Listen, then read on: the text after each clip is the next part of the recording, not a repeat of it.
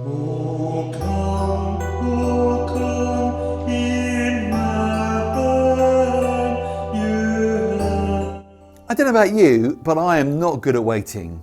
As a kid, I couldn't wait for Christmas. As a teenager, I couldn't wait for the school holidays. As a young adult, I couldn't wait to get my first car. And as a middle-aged man, I can't wait to pay off my mortgage. How about you?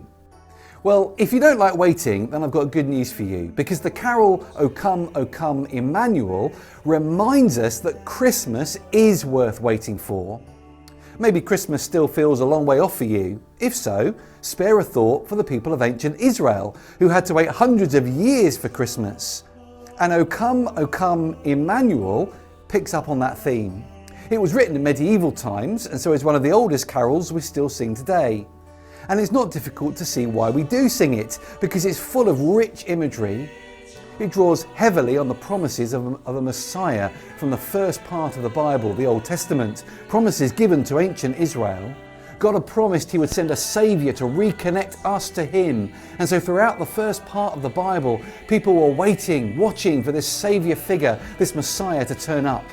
And they had to wait a long time, hundreds of years. But then one day in the town of Bethlehem, Christmas came. A baby was born who made all the waiting worth it.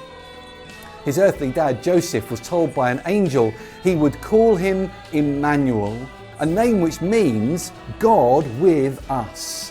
No wonder then that the carol's chorus calls on all those who've been waiting for so long to rejoice.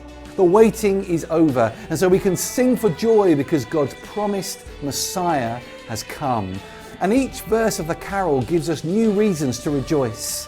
The baby who will come at Christmas will not only be called Immanuel, he will also be, verse 2, the Lord of might, the one who gave God's law and fulfilled God's law in our place by living the perfect life we cannot live. And he will also be, verse 3, the true branch or offspring of Jesse. He will be the king who will free us from the grip of sin and Satan by dying in our place and bearing our punishment for us. And he will also be, verse 4, the bright morning star, the one who dispels the darkness of death and gives us hope beyond the grave. And he will also be, verse 5, the key of David. He will unlock the gates of heaven and guarantee our safe passage into eternity. No wonder then that the carol calls us again and again to rejoice. You see, Christmas is worth the wait because Jesus is worth the wait. He is Immanuel, God with us. And He came to us to invite us to come to Him. So what are you waiting for? Come to the one who has come. Come for you. Come to Jesus and rejoice.